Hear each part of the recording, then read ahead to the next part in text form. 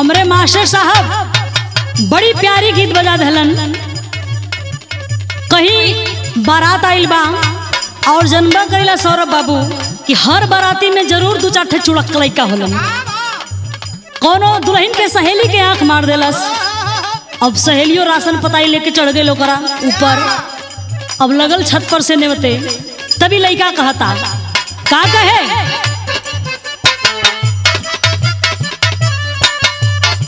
छत पे चढ़ी के तू देत बड़ू गारी,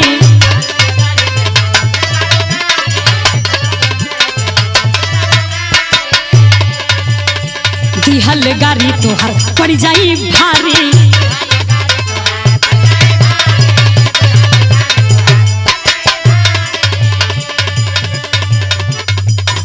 छत पे चढ़ी के तू देत बड़ू गारी, दिहल गारी तोहर पड़ जाई भारी। कैसन लाहिल बावे निमन बरतिया नतिया, अखिया मारता कि बेरी बेरी बबरी झारता है नतिया। क्या बात है?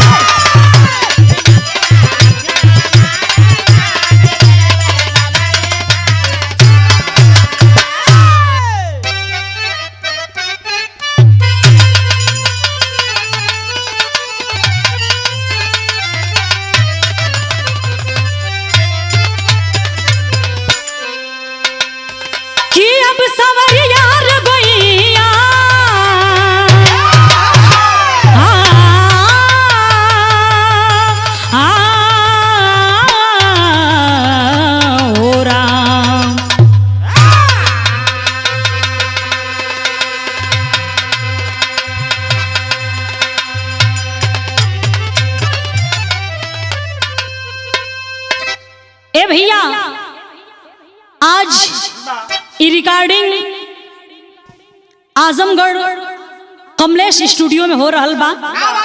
आज इस स्टूडियो के निर्माता कमलेश प्रजापति जी के देखरेख में और हमारे गुरु आदरणीय कवि सूबेदार यादव जी, प्रवीण यादव जी, विनोद भाई, सौरभ सम्राट एवं तमाम साथी कलाकार लोगन के सहयोग से ही बिरहा रउआ लोगन के बीच में हम सुषमा भारती छोड़ रहल बानी। हमें आशा न पूर्ण विश्वास बा कि आप लोगन के जरूर पसंद आई। आओ मास्टर, भूमिका के लाइन से शुरू।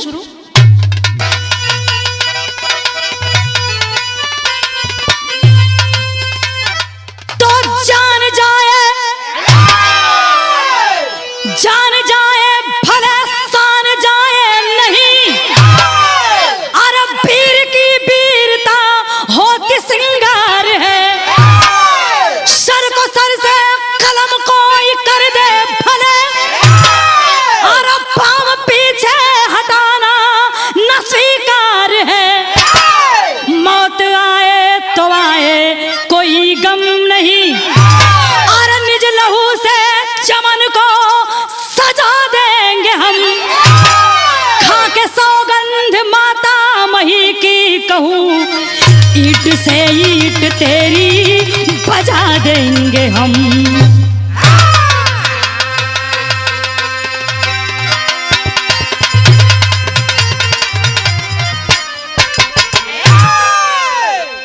इस देश पर मर मिटने वालों के लिए कवि जी ने लिखा है कि वतन पर मरने वालों का कलेजा नम नहीं होता। अरे वतन पर मरने वालों का कलेजा नम नहीं होता, वही नाहर है होता जिसे मौत का गम नहीं होता।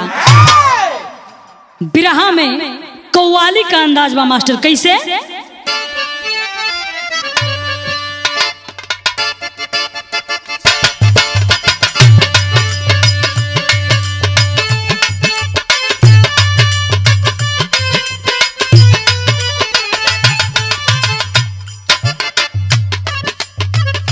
इश्क में तो हर चीज मिट जाती है,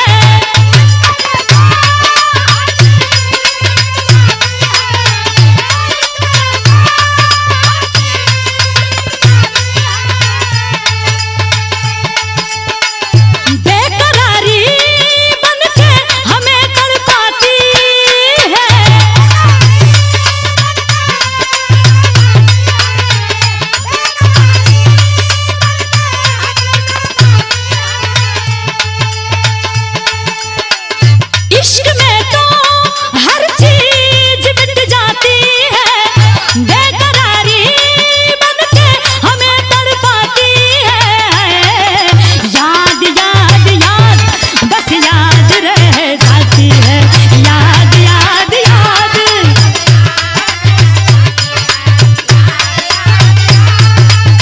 क्या बात है, बहुत अच्छे।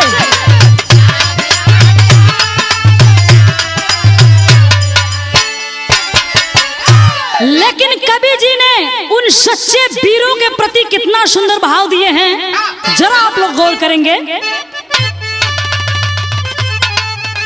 कि यार बहादुर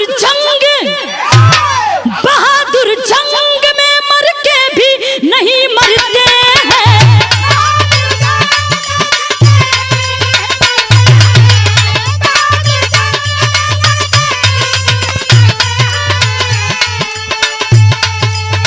सामने मौत हो दुश्मन से नहीं डरते हैं।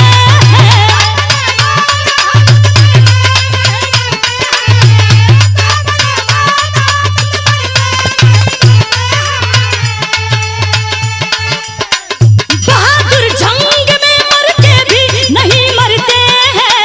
सामने मौत हो दुश्मन से नहीं डरते हैं। यार सुबह शाम हम सलाम उनको करते हैं, यार सुबह शाम। क्या बात है।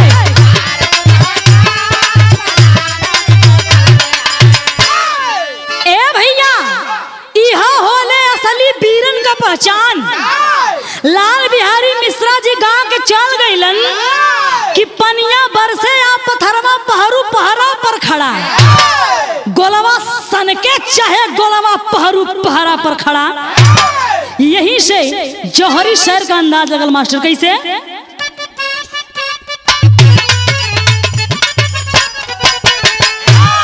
कि यार जिस वतन के हर कण कण से क्रांति की उठती ज्वाला,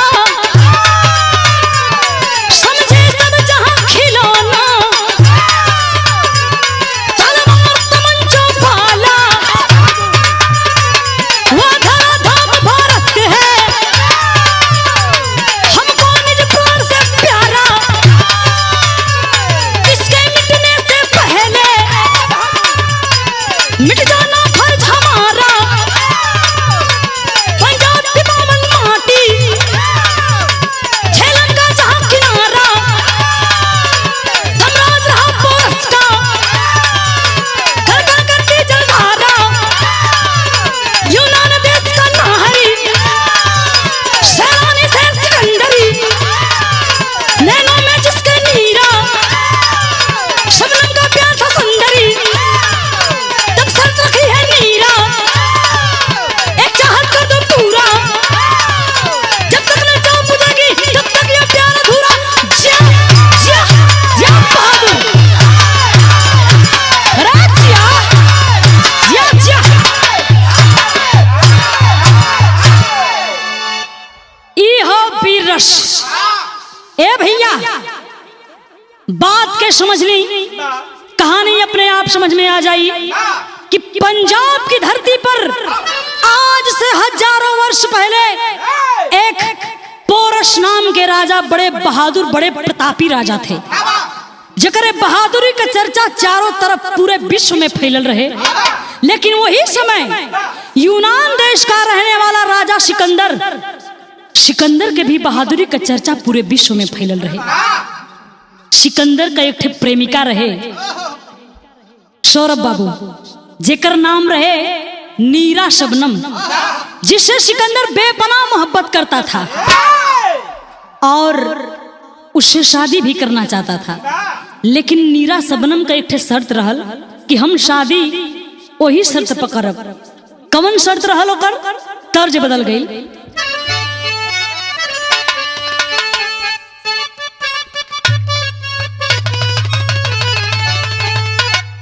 देखा विनोद जी, जब प्यार हो जाला सौरभ बाबू, देहिया खिल के गुलाब न हो जाला। प्यार का असर बहुत कम लोगन के पड़ेला, अगर दोनों तरफ से रहला तब। कैसे?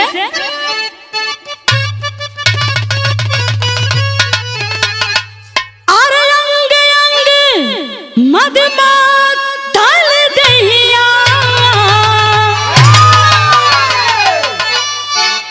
अंग अंग मदमा तल दहिया, खिल के भइल कचना।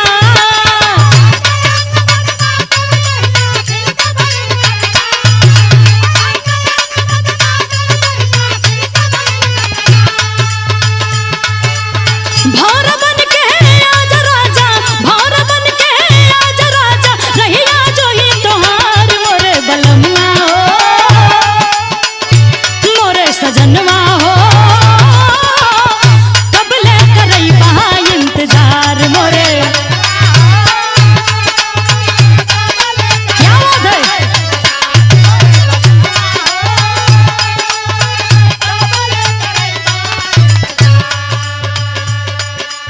लेकिन नीरा सपनम अपने प्रेमी सिकंदर से कलश कि अगर मेरे साथ शादी के बंधन में बंधना चाहते हो तो मेरी एक शर्त तुम्हें माननी पड़ेगी। कौन शर्त रहे?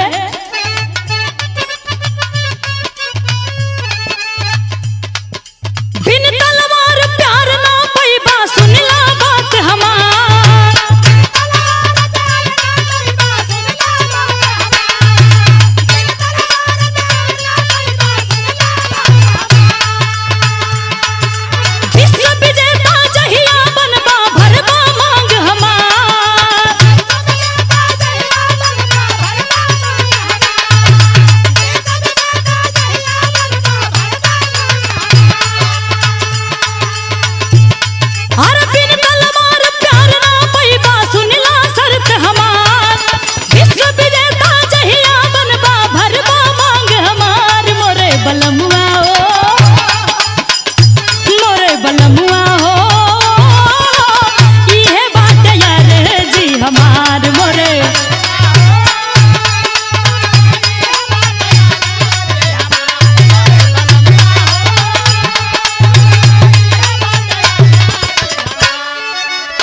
नीरा कलश कि अगर हमरे साथे शादी के बंधन में बदल चाहत हवा तो हमारे इतने शर्त बा कि हम तोहरे सिर पर विजय का ताज देखल चाहत हई।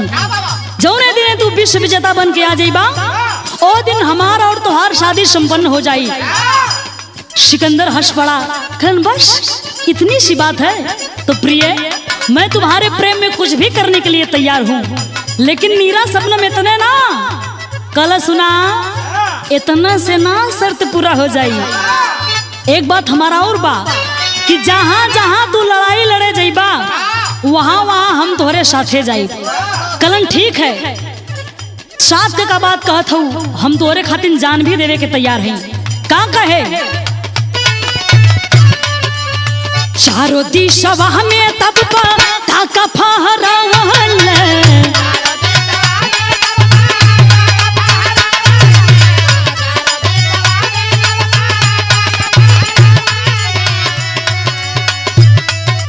हिंद देशवा की ओरी, हिंद देशवा की ओरी पौआ बढ़ावल,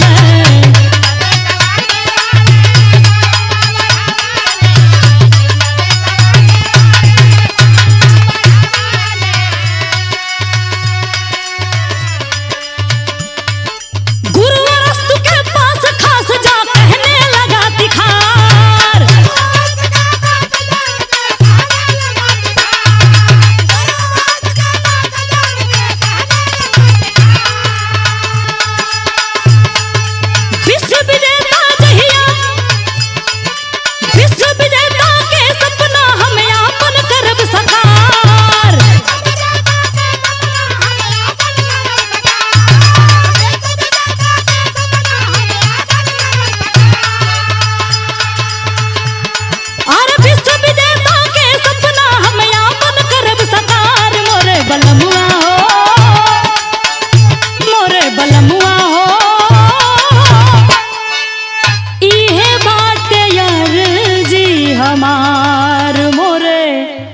बलमुआ ये बात अर्जी हमार। अरे बाबू सिकंदर चारों दिशाओं में पूरी दुनिया पर विजय प्राप्त कर चुका सिवाय भारत को छोड़कर। सोचने लगा कि मैं भारत पर भी चढ़ाई करूंगा, लेकिन पहले अपने गुरु अरस्तु से आशीर्वाद तो ले लूं। पहुंचे अपने गुरु अरस्तु के पास और उनसे आशीर्वाद लेकर और पहुंचा भारत में तक्षशिला के राजा पर चढ़ाई करने के लिए। तो भइल का तर्ज बदल गई।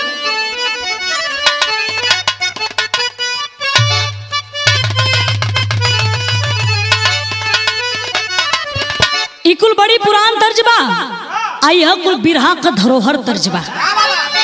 कैसे बा?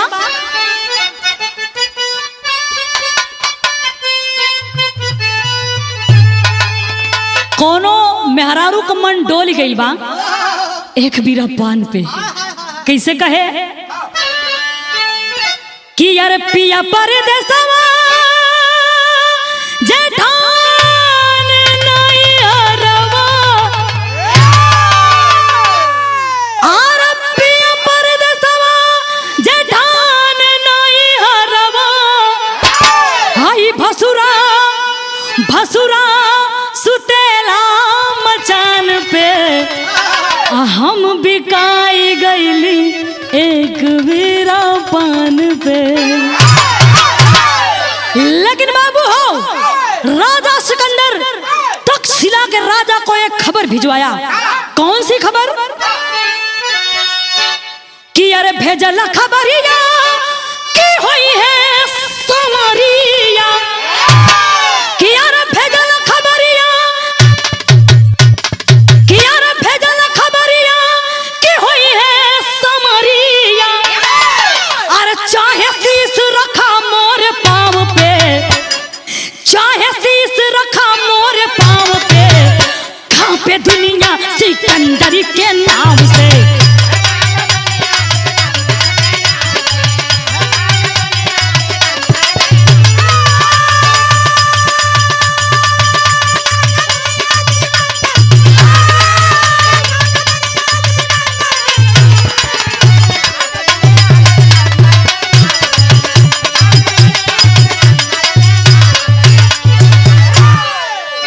तक्षशिला के भूप सिरवा झुकवला है, अब पोरस के पतिया सिकंदर पठवला है।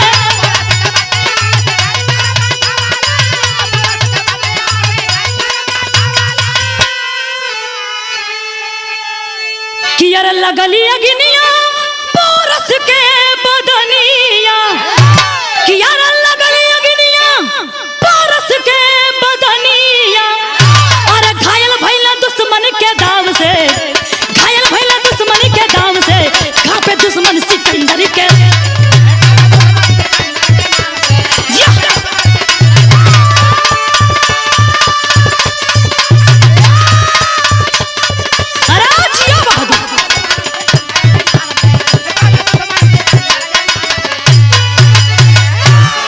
अरे बाबू, तक्षशिला का राजा सिकंदर के आगे अपन सिर झुका दहलन।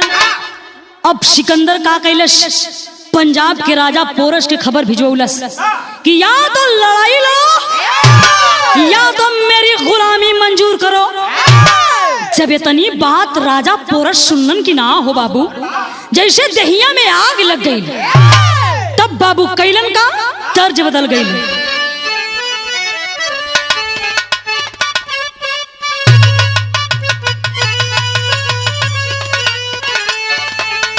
कुल बड़ी पुरान तर्ज बा विनोद भाई।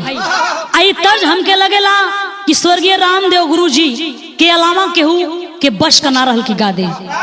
कैसे गावा हम गा तो नहीं पाइब, लेकिन कोशिश करता नहीं। कैसे?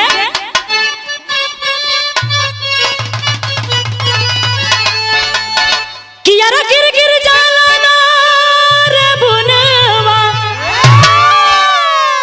गिर गिर जाला ना रे बुनवा, गिर गिर जाला ना, तपिया मोरा जाई के बसला देहरादूनवा रे बुनवा, गिर गिर जाला ना, तपिया मोरा।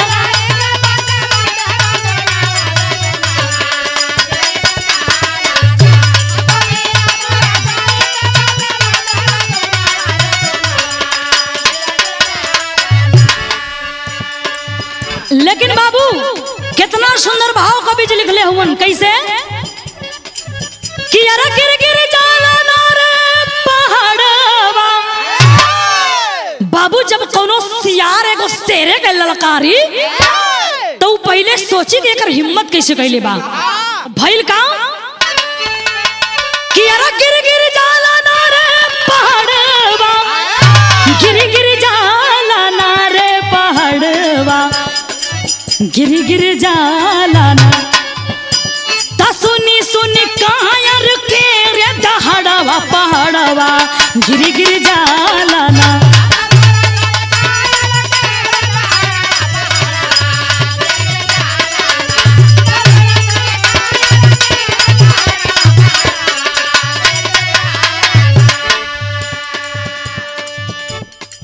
रण भेरी कए भिजुल पजल बा, छिड़ल जंग जुझार हो रामा।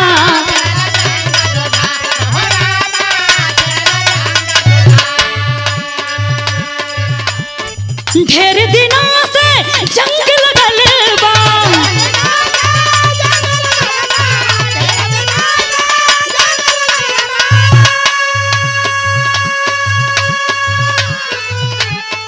ढेर दिना जंग लगल बा, प्यासल बा तलवार पहाड़वा, गिर गिर जाला ना। ता सजना तेरावा बजल बा गढ़वा पहाड़वा, गिर गिर जाला ना।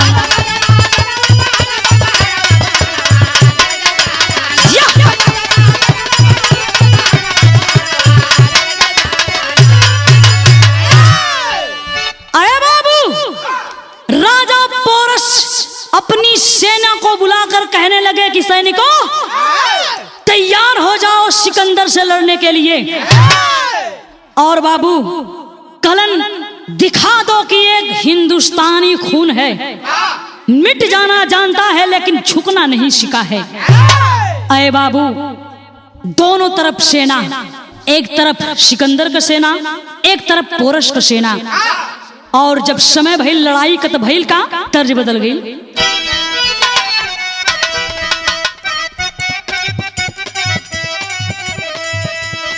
हम गवनवा नहीं जा, राजिया हम गवनवा नहीं जा, हम गवनवा नहीं जा, हम गवनवा नहीं जा। कहे त नई नई प्रीत लगल हिरनवा, नई नई प्रीत लगल हिरनवा, हम गवनवा नहीं जा।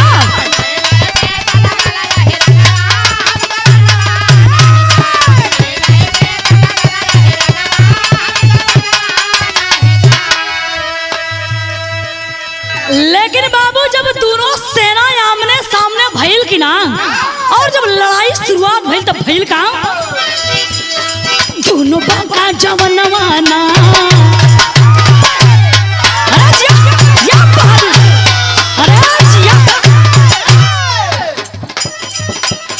दोनों बाका जवनवा ना, जंगी जौहर बांध कफनवा, जंगी जौहर बांध कफनवा, दोनों बाका जवनवा ना।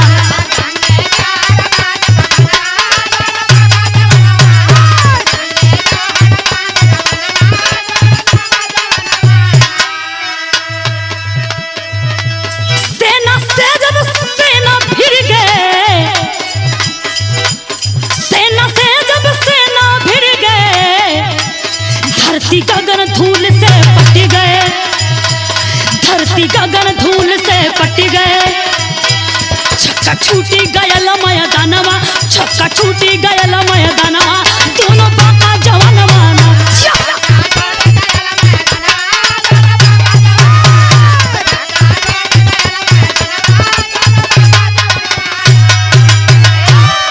ए भैया दोनों तरफ से तलवार पे तलवार चले लगल, मैदान जंग में लाशन का खरिहान न लग गई। तब सिकंदर सोचत बा का सोचलस, तेरी में भाव लगल कि यार लड़ाई कई कैसे पोरस से होई, हो लड़ाई कैसे पोरस से होई, ऐसे जंग होई तब जाई फौज मराई, अरे मराई।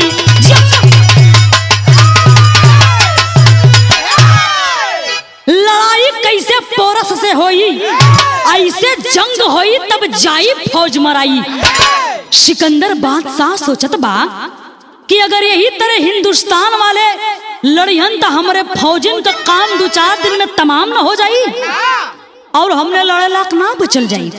तब बाबू भैल का पद में भाव लगल कि तलवार तमंचा तेगा संग, आरा तलवार तमंचा तेगा संग, पोरस का चलता भाला है।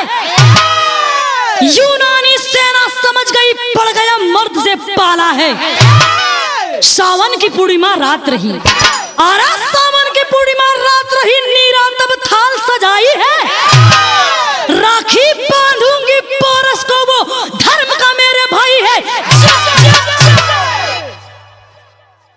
लड़त लड़त बाबू एक दिन रक्षा बंधन का दिन आए गई। नीरा सबनम सोचत बा कि पोरस राजा बहुत बड़ा बहादुर हवन, अगर इनके बहादुर से हम बहुत प्रभावित हैं, अगर यही समय हम इनके कलाई में जाके राखी बांध दें तो ये हमरे लिए बड़ी सौभाग्य की बात हुई। आए बाबू नीरा शबनम जाकर थाल में राखी, मिठाई, रोली, अगरबत्ती लेती है और पहुंच जाती है राजा पोरस के दरबार में और जाके कैला का पहापट में भाव लगल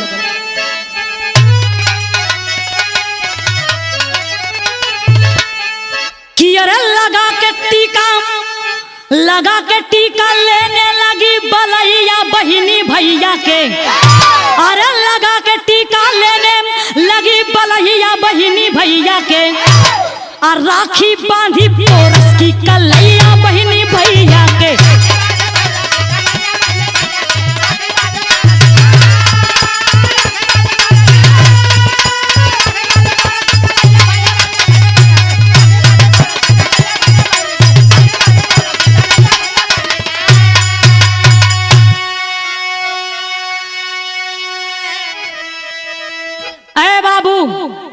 जाकर नीरा शबनम राजा पोरस की कलाई में राखी बांध देती है। जब राजा पोरस घूमर के देखलन, कलन अरे तुम कौन हो? जब इतनी बात नीरा सुनलस, कलश की राजा मैं आपके दुश्मन की होने वाली सुहागन हूँ और आपके बहादुरी से प्रभावित होकर मैं आपको अपने धर्म का भाई मान चुकी हूँ। राजा पोरस सोचे लगलन कि एक दुश्मन की होने वाली बीबी अगर मुझे अपना भाई मानती है तो मेरा भी तो इसके प्रति कुछ फर्ज बनता है। तो कैलन का कि अरे कहला पोरस राखी बंधलू हमारी आज कलाई हो, धर्म के भाई से कालेबू हाई राखी के बंधवाई हो। पोरस राजा कलन की बहन, जब तुम मेरी कलाई में राखी बांध दी हो तो तुम भी मेरी बहन हुई, बताओ तुम्हें राखी की बंधवाई में क्या चाहिए? तब वो नीरा बहन मांगत बा कि भैया जो हम मांगल चाहत हैं तो देबा। कलन अरे पगली ई राखी करने का तो जान मांगता, हम तो जान दे दे। तब देखियो नीरा शबनम क्या मांगती है कि अरे हाथ में तोहरे सिंदूर के ललैया बहिनी भैया के, अरे हाथ में तोहरे सिंदूर के ललैया बहिनी भैया के, अब प्राण पिया का छोड़ द पूजी भैया बहिनी भैया के।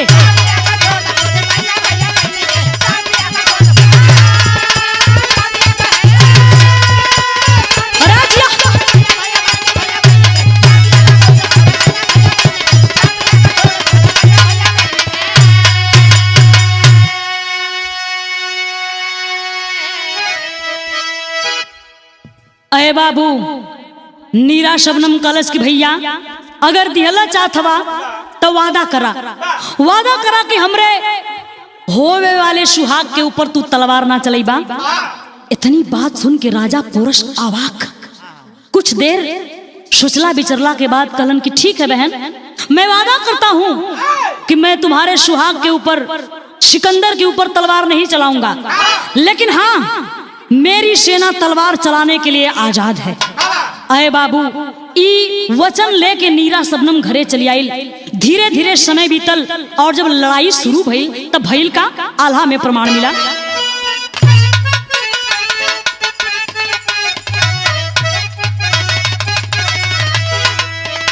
और बीत गईल रात जबकि हो गईल बिहनवा, अचली भइल दोनों वीर सेना सजा।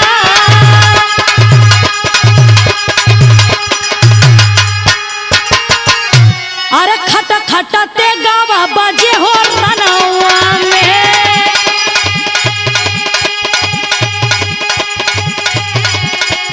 लसिया बलसिया गिरैले बहारा।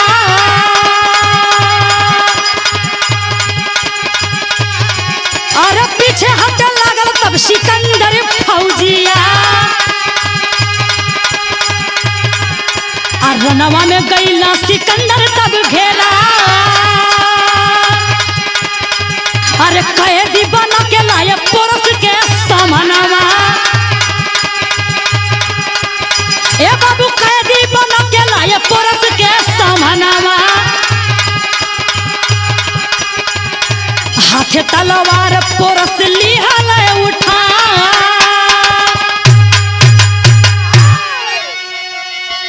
आए बाबू लड़ाई के मैदान में पुरुष के सिपाही सब सिकंदर के पकड़ लेलन और सिकंदर को पकड़कर उसके हाथों को बांधकर और लाकर राजा पुरुष के सामने पटक देते हैं। ज्यों ही राजा पुरुष तरकश से, ज्यों ही राजा पोरस म्यान से तलवार निकालकर सिकंदर के ऊपर चलाना चाहते हैं, तब तक कलाई में बांधल बहिन का राखी दिखाई पड़ गई। और जब राखी देखलन तो वही तलवार के रोक के और भइल का कि अरे तबल कलाई ऊपर पड़ली नजरिया। ए बाबू तबल कलाई ऊपर पड़ली नजरिया। अब बहिनी का बात जले छाती बिहारा। अरे तब मौका के देखी नीरा मारे तलवरिया। हाय देखेला बीरनवा नजरिया घुमाए देखा।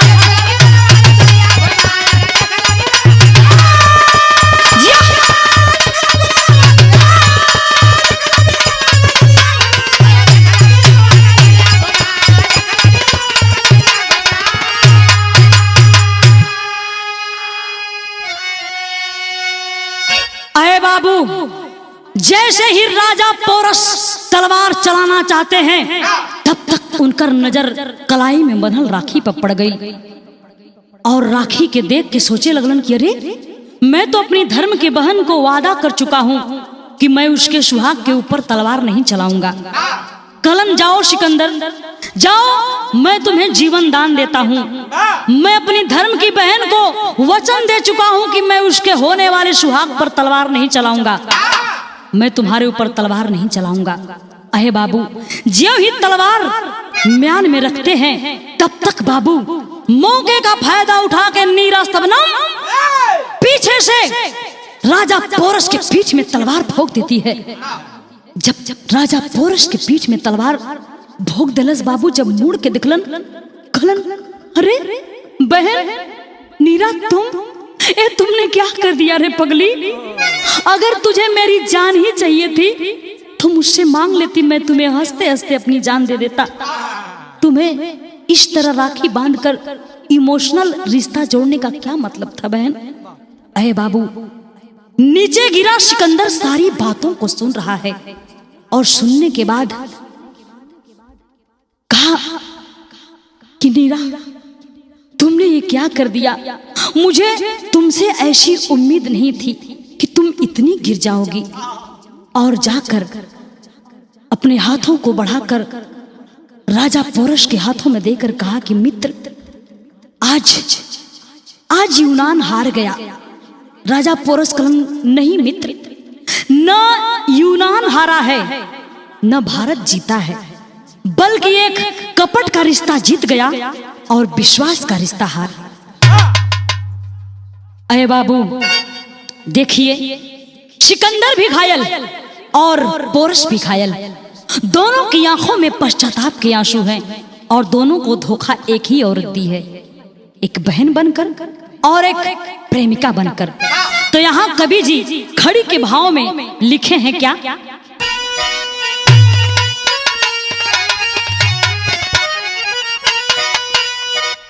कि अरे एक और भावी सिंदूर की ललाई रो पड़ी, अरे एक और भावी सिंदूर की ललाई रो पड़ी, तो एक और झंखेला बीरनवा कलाई रो पड़ी।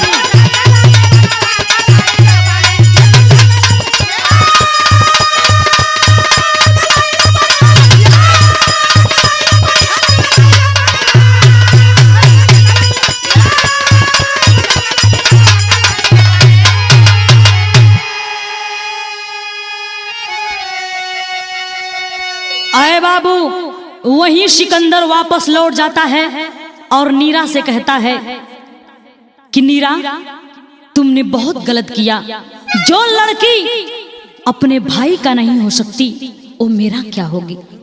अरे तूने तो आज मेरा विश्व विजेता का जो सपना था उसको मिट्टी में मिला दिया। अब तुम्हारा और मेरा रिश्ता खत्म, तुम अपने रास्ते और मैं अपने रास्ते। अरे बाबू वहीं से सिकंदर अपने यूनान देश लौट जाता है। प्रमाण मिलता है कि ईरान तक जाते जाते एक खबर मिली, राजा पोरस अब इस दुनिया को अलविदा कर गए। अरे बाबू जब इतनी बतिया राजा सिकंदर सुनलन हो बाबू, वो एक बहादुर राजा, एक प्रतापी राजा न सदमा बर्दाश्त ना कपौलन। भइल का कि अरे धूमिल भइल राखी, सिंदूर हो गईल सपनवा, असद माला गल पानी रता जाली परनवा।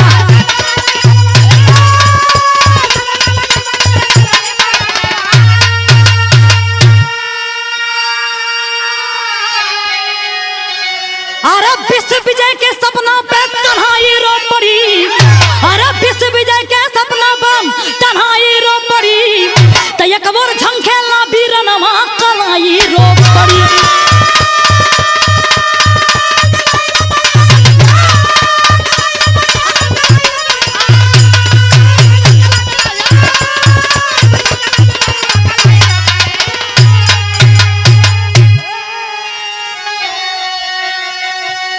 अरे बाबू बीच रास्ते में ही सिकंदर जब इस खबर को सुना कि पोरस राजा अब इस दुनिया में नहीं है बाबू, वहीं सिकंदर को भी सदमा लगा और वो भी इस दुनिया को अलविदा कर गया।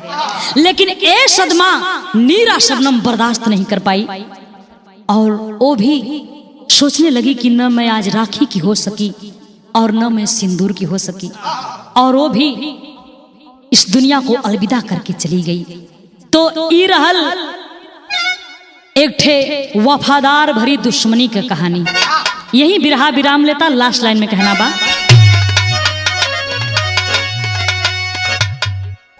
कि गुरु बिहारी गुरु गणेश गुरु रामलाल की लीला, अरे कवि चंद्रिका रामदेव का जोड़ कोई न मिला।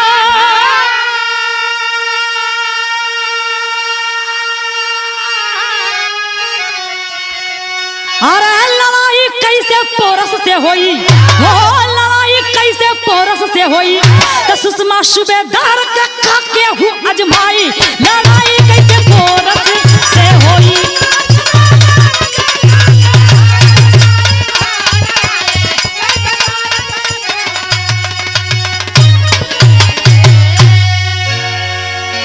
बहुत बहुत धन्यवाद साथियों।